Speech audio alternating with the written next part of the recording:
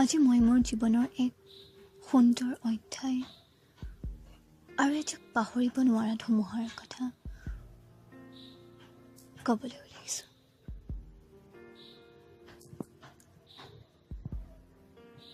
প্ৰত্যেক দিনাৰ দৰেই সেইদিনাখনো হঠাৎ মোৰ ফেচবুকৰ মেছেঞ্জাৰত এটা মেছেজ পপ আপ হ'ল, হাই বুলি।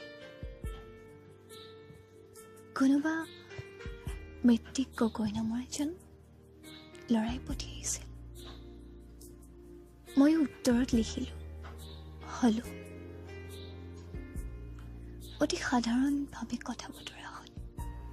কি খবৰ, কি কৰিছা, ক'ত থাকা?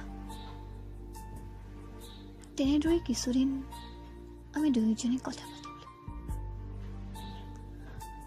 নাজানো কিয় মৃত্তিকৰ লগত কথা পাতি মনটো বৰ পাতল পাতল লাগিল। এদিন মোক সি হঠাৎ মোৰ মোবাইলৰ নম্বৰটো বিচাৰিলে। ময়ো বিনা দ্বিধাই তাক মোৰ নম্বৰটো দি দিলোঁ। কিছু সময় পাছত মোৰ ফোনটো বাজি উঠিল। মই ৰিচিভ কৰি সুধিলোঁ, হেল্ল', কোন হয়? সেইফালৰ পৰা উত্তৰ আহিল, মই মৃত্তিক। তাৰ লগত বহু সময় কথা পাতিলোঁ। নাজানো কিয় সেই 2-3 দিনতে কথা পাতি যেন তাক মোৰ বৰ আপোন আপোন অনুভৱ হ'ল। দুয়ো বৰ ভাল বন্ধু হৈ পৰিলোঁ। তাৰ লগত কথা পতা সময়খিনি কেনেদৰে পাৰ হৈ যায় মই গমকে নেপাওঁ।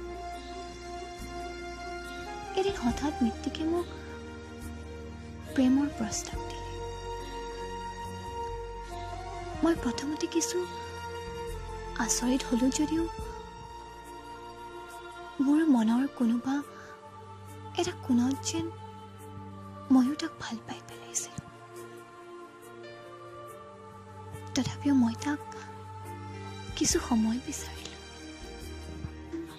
আৰু সিও মোৰ বাবে অপেক্ষা কৰিম বুলি ক'লে।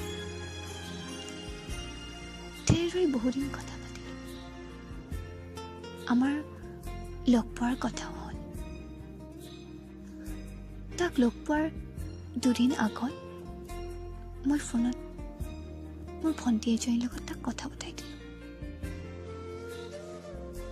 তাইও তাৰ লগত কথা পাতি বৰ ভাল পালে আৰু ক'লে যে তই তাক তোৰ মনৰ কথা কৈ দে। ময়ো কৈ দিয়াটোৱে ভাল হ'ব বুলি তাক ফোন কৰি ক'লোঁ, মৃত্তিক, তুমি যে মোক তোমাৰ প্ৰেমৰ প্ৰস্তাৱ দিছিলা, সেই প্ৰেমৰ প্ৰস্তাৱটি মই গ্ৰহণ কৰিলোঁ। কথাষাৰ শুনি মৃত্তিক আনন্দত আত্মহাৰা হৈ পৰিছিল। তাৰ 2 দিন পিছত আমি লগ কৰিলোঁ।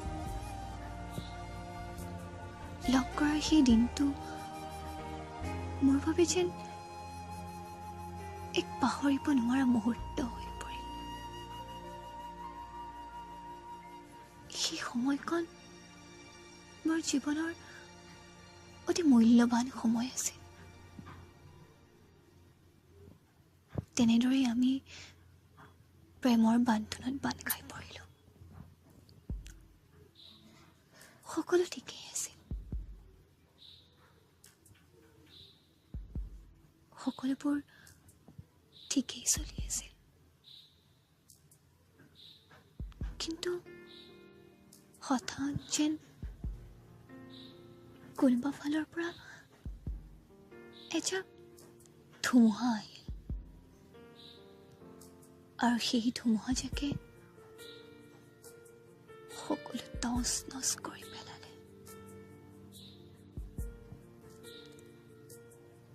মোৰ জীৱনৰ সকলোবোৰ ৰং মচি পেলালে। সকলোবোৰ সপোন ছাৰ কৰি পেলালে।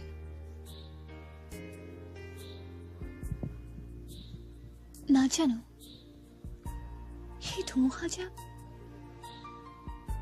মই মৃত্যুকক লগ পোৱাৰ প্ৰথম দিনাখনৰ পৰা আহিছিল নে হঠাৎ আহিছিল, কিন্তু মই সেই ধুমুহাজাকক টলকিবই নোৱাৰিলো।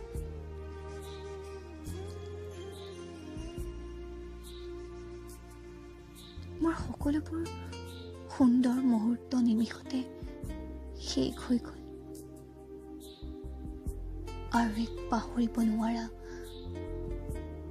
স্মৃতি হৈ ৰ'ল মৃত্যুক আৰু মোৰ প্ৰেম কাহিনী। মৃত্যুকক মই মোৰ সঁচা মনেৰে ভাল পাইছিলোঁ, এতিয়াও পাওঁ, হয়তো সদায় পাই থাকিম, কিয়নো প্ৰথম অৱস্থাৰ সেই মৃত্যুঞ্জয়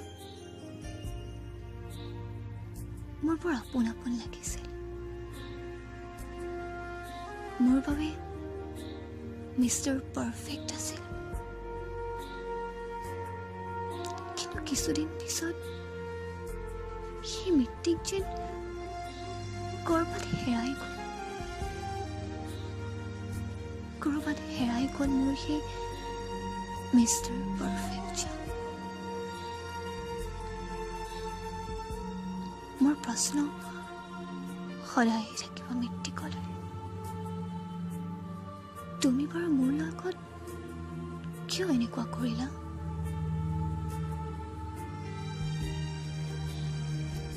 তোমাৰ উত্তৰ হয়তো সদায় একেটাই থাকিব,